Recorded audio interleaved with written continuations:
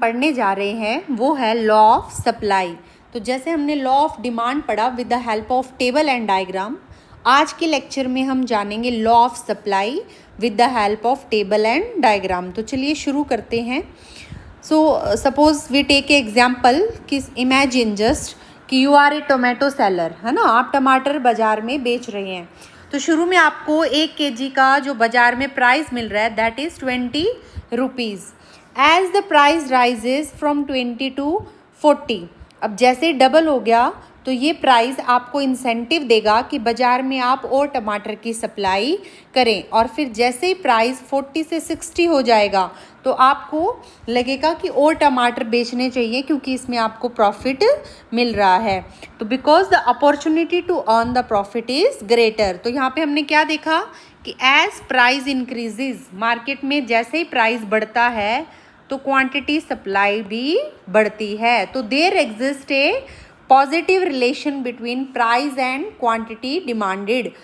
Inverse of the demand, demand में क्या था, इन्वर्स रिलेशन नेगेटिव, और सप्लाई में कैसा है, पॉजिटिव रिलेशन। तो अब हम जानेंगे कि लॉ ऑफ सप्लाई क्या होता है। तो आपको याद होगा पिछले वीडियो में लॉ ऑफ डिमांड की जो थी उसमें मैंने आपको एक चीज़ बताई थी कि आपने इस चीज़ का बहुत ही अच्छे से ध्यान रखना है। अदर थिंग्स रिमेन कांस्टेंट, इसको हम ये भी बोलते हैं सेटेरिस पैरिबस। ये क्या होता है अदर थिंग रिमेन कांस्टेंट या सेटेरिस पैरिबस? जब हम लॉ ऑफ सप्लाई या लॉ ऑफ डिमांड के डेफिनेशन लिखते हैं तो हम बोलते हैं other thing remain constant, price and quantity supplied move in the same direction. Same direction का मतलब प्राइस बढ़ेगा तो क्वांटिटी सप्लाई भी बढ़ेगी, और प्राइस गिरेगा, कम होगा तो क्वांटिटी सप्लाई भी कम होगी। तो अब ये वाली लाइन हमें क्यों यूज़ करनी है? अदर थिंग रिमेन कांस्टेंट का मतलब प्राइस को छोड़ के जो अदर फैक्टर्स हैं जो हमारी सप्लाई को अफेक्ट करते हैं, जो हमने पिछले वीडियो में किया था, कॉस्ट ऑफ इनपुट्स, कि जो भी इनपुट्स हैं उनकी कॉस्ट अफेक्ट करती है, टेक्नोलॉजी चेंज हो रही है तो वो अफेक्ट करती है, कितने बाज़ार में सेलर्स हैं, प्राइस ऑफ रिलेटेड गुड जो इसके सब्स्टिट्यूट हैं या कॉम्प्लीमेंट्री है। तो ये जो सारे फैक्टर्स हैं जो सप्लाई को अफेक्ट करते हैं, एक टाइम के लिए हम मान के चल रहे हैं कि ये सारे क्या हैं, कांस्टेंट। कांस्टेंट का मतलब इनमें किसी प्रकार का कोई चेंज नहीं हो रहा। ये मानना क्यों ज़रूरी है? क्योंकि अभी जो हमने टोमेटो वाला ऊपर एग्जाम्पल लिया था उसमें हम कह रहे हैं कि टोमेटो का जो प्राइस है वो बढ़ के 20 रुपीज़ से कितना हो गया, 40। लेकिन अगर आपको टोमेटो को यहाँ पे लाने की ट्रांसपोर्ट की जो कॉस्ट है, रॉ मटेरियल की जो कॉस्ट है, वो भी अगर साथ में बढ़ जाती है तो प्राइस बढ़ने के साथ आप उतनी क्वांटिटी सप्लाइड बढ़ा नहीं पाओगे। दूसरा, इन दोनों का जो रिलेशन है उसको हम समझने के लिए एक बार अदर फैक्टर्स को क्या मान रहे हैं यहाँ पे, कांस्टेंट। अगर साथ में ये भी चेंज होंगे तो हमें पता ही नहीं चलेगा कि प्राइस और क्वांटिटी सप्लाई में कैसा रिलेशन है। अनदर रीज़न इज़, इस रिलेशन को समझने के लिए हम टेबल और डायग्राम को यूज़ करेंगे।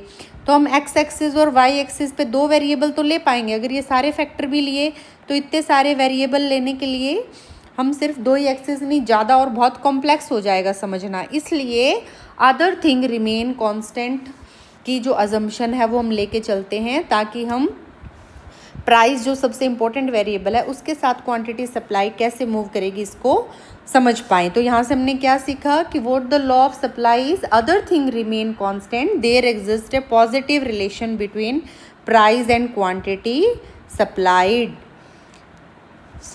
सो some more example we have taken here कि सपोज एक वेजिटेबल सेलर है और किसका है, सपोज टमाटर ही बेच रहा है।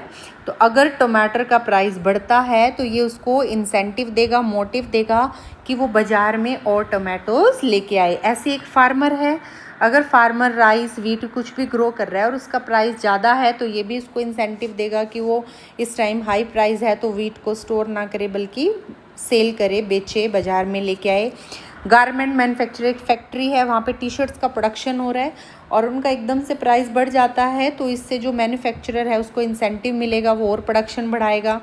आइसक्रीम सेलर है, अगर सेलिंग कंडीशन फेवरेबल है और प्राइस उसको बेटर मिल रहा है तो वो ज़्यादा स्टॉक करेगा और सेल करेगा उस प्राइस का फ़ायदा उठाने के लिए। तो व्हाट वी अंडरस्टैंड हियर कि as the price increases quantity supplied also increases. अब इसको हम समझेंगे with the help of table and diagram. और जैसे कि मैंने आपको डिमांड वाले उसमें लेक्चर में बताया था कि इंडिविजुअल डिमांड शेड्यूल हमने किया था कि वो क्या होता है, एक टेबल जिसमें लिस्ट होती है। किस चीज़ की list? List of the price of a good and the quantity demanded. ऐसे ही सप्लाई शेड्यूल भी क्या होता है, एक टेबल होता है जो लिस्ट दिखाता है। किस चीज़ की लिस्ट? एक गुड के प्राइस की, और उस प्राइस पे एक सेलर कितना सप्लाई करने के लिए तैयार है। Now see in this case, suppose we are taking any good, mango और वॉट एवर, टोमेटो। तो अगर 20 रुपीज़ प्राइस है तो सेलर कितना मार्केट में सेल करने के लिए तैयार है? 10 kg। जैसे ही प्राइस 20 से 30 होता है तो क्वांटिटी सप्लाई कितनी होगी? 20 kg। फिर प्राइस 40 से 50 होता है तो क्वांटिटी सप्लाई 40 होगी। और as the price goes to 60, quantity supply goes to 50। तो टेबुलर फॉर्म में जब हम प्राइस और क्वांटिटी सप्लाइड को दिखाते हैं with the data in the form of a list, then it is called a supply schedule. Individual supply schedule का मतलब जब एक ही सेलर की सप्लाई को हम शो कर रहे हैं। जब एक से ज़्यादा को शो करेंगे तो वो हो जाएगा मार्केट सप्लाई शेड्यूल, वो हम आगे देखेंगे। Next is supply curve, individual supply curve. तो जो ऊपर हमने टेबुलर फॉर्म में डाटा लिया है, जब उसको हम ग्राफिकल फॉर्म में प्रेजेंट करेंगे, वाई एक्सिस पे हम ले लेंगे price of the good, x axis पे हम ले लेंगे quantity of a good that is supplied. अब सेम डाटा को जब हम प्लॉट करेंगे, दैट वाज क्या था कि 20 प्राइस पे कितना है क्वांटिटी सप्लाई? 10। 30 पे कितना है? 20। 40 पे कितना है? 30।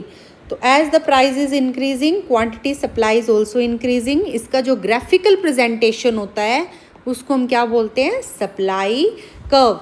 तो supply curve generally slope upward from left to right. ये ऊपर की ओर क्यों स्लोप करता है? क्योंकि higher price give a incentive to the producer to supply more and take the opportunity of that higher profit. अब इंडिविजुअल सप्लाई शेड्यूल और कर्व में आपको डिफरेंस क्लियर हुआ? Schedule is a table and curve is a graph. Schedule numerical presentation, list की form में it is visual graphical presentation. और individual है तो वन सेलर है, यहाँ पे प्राइस और क्वांटिटी की वैल्यूज़ हैं शेड्यूल में, और यहाँ पे एक रिलेशनशिप है कर्व के फॉर्म में। तो शेड्यूल का मतलब table and curve is the graph. Next हम आते हैं individual supply, we move to the market supply. जब एक ही सेलर की बात हो रही थी तो वो था इंडिविजुअल। जब बाजार में एक से ज़्यादा सेलर हैं तो उनका जब टोटल हम करेंगे तो वो हो जाएगा मार्केट सप्लाई। कि रियल में सेलर एक ही नहीं होता, बहुत सारे होते हैं, तो उस प्राइस पे सारे सेलर कितना बेचने के लिए तैयार हैं, वो जो टोटल होएगा that will be the market supply of that commodity. तो मार्केट सप्लाई क्या होती है? Total quantity supplied by all the seller. Suppose हमने ले लिया कि एक मार्केट में 2 सेलर हैं, रमेश एंड सुरेश, और भी अगर हैं, तो इन सब का हमने जब टोटल किया तो that is the market supply. So now we will see market supply schedule and market supply curve. तो आपने मार्केट सप्लाई शेड्यूल कैसे बनाना है, आपने बिल्कुल भी इसका कोई रट्टा नहीं मारना। एक हाइपोथेटिकली अपने मन से कोई भी कमोडिटी का प्राइस ले लेना है और उस पर एक सेलर कितना सप्लाई कर रहा है। बस ये ध्यान रखना है कि पॉजिटिव होना चाहिए कि जैसे जैसे प्राइस हमारा बढ़ रहा है तो क्वांटिटी सप्लाई भी बढ़ रही है। तो 20 रुपीज़ पे हमने ले लिया सेलर 2, ए और B. A and B are Ramesh and Suresh. तो 20 पे रमेश कितना कर रहा है? 10 kg। सुरेश कितना कर रहा है? 5 kg। जब इन दोनों को प्लस कर दिया तो कितना आ गया हमारे पास? मार्केट सप्लाई कितनी होगी? 15 kg।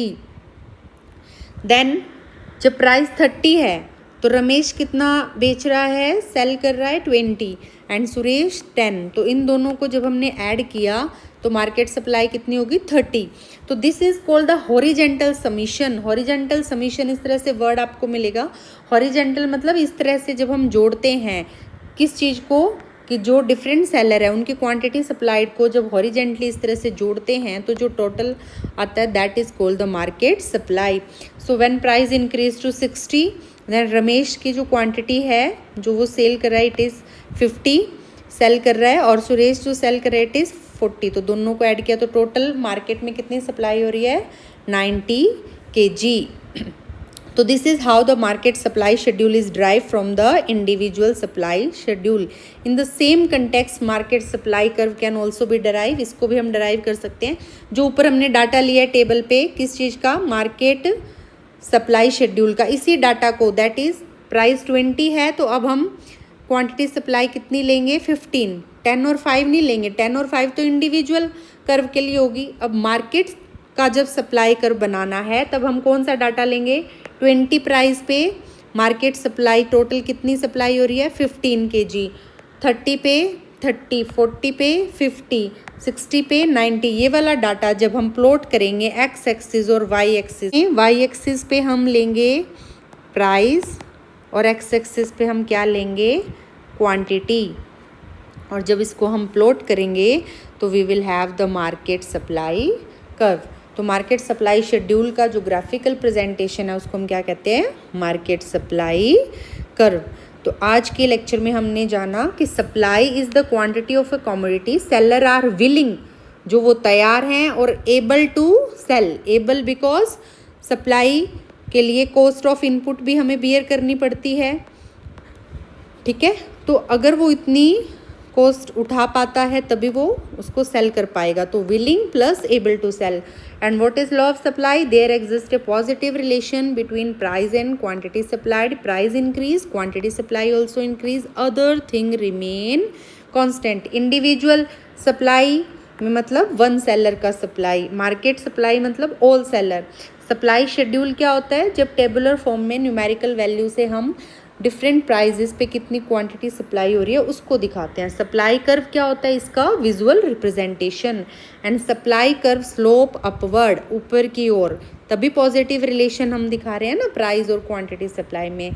और मार्केट सप्लाई क्या हो गया, सम ऑफ द इंडिविजुअल क्वांटिटीज़, उस प्राइस पे सारे सेलर की जो क्वांटिटीज़ हैं उनको जब हम ऐड करेंगे तो दैट इज़ मार्केट सप्लाई। तो supply is the seller side, और सेलर साइड अगर आप सेलर हैं तो प्राइस ज़्यादा होगा तभी आप क्वांटिटी को सप्लाई करेंगे। तो this are some of the question, you try to answer them. अगर आप इनको आंसर कर पाए तो law of supply with the help of individual supply schedule, market supply schedule, supply curve, I will be clear to you if you would be able to answer this all question. Very easy. What is supply, law of supply, why it slope upward, individual supply schedule क्या है, what is difference between individual and market supply, और यहाँ पे आपने बताना है कि अगर A इतना सप्लाई कर रहा है, B इतना सप्लाई कर रहा है तो टोटल मार्केट सप्लाई क्या होगा, और व्हाट इज़ हॉरिजेंटल समीशन। अगर आपने इन सब का आंसर दे दिया तो ये टॉपिक आपको अच्छे से समझ आ गया। Thank you for that. If you are interested in this content you are free to subscribe